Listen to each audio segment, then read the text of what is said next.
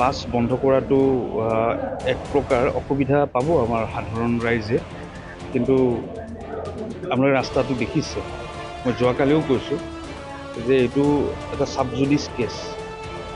মই যেতিয়া বিধায়ক হোৱা নাই, এই ৰাস্তাটোৰ উদ্বোধনী তেতিয়াই হৈছিলে, আৰু কোনোবা এজন কণ্ট্ৰেক্টৰক কামটো কৰিব দিয়া হৈছিলে, আৰু কোনোবা এজন কণ্ট্ৰেক্টৰে সেইজন কণ্ট্ৰেক্টৰৰ বিপৰীতে কোৰ্টত এটা কেছ দিছে। আৰু যেতিয়া বিষয়সমূহ কোৰ্টত বিচাৰাধীন হৈ থাকে, তেতিয়ালৈকে চৰকাৰী নিৰ্দেশনা কোনো ধৰণৰ দিব নোৱাৰে। গতিকে সেইকাৰণে কামটো ইতিমধ্যে আৰম্ভ হোৱা নাই। মই কৈছোঁৱেই যে মুখ্যমন্ত্ৰী মহোদয়ৰ লগত আলোচনা কৰিছোঁ।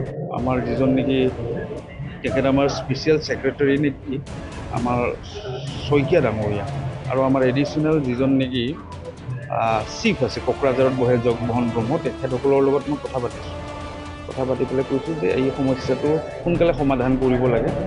মোক বাছ মালিকহঁতে আগতেও ফোন কৰি কৈছিলে যে যথেষ্ট অসুবিধাৰ কাৰণে, যিহেতু বাছ চলাচল কৰাটো ইমান সহজ নহয় এই ৰাস্তাটোত। গতিকে মই এই গতি কথাখিনি কৈছোঁ, আৰু সচেতন যিসকল নাগৰিক মোক কৈছে, আৰু এই বিষয়টোক লৈ তেখেতসকলে গণতান্ত্ৰিকভাৱে আন্দোলনো কৰিছে।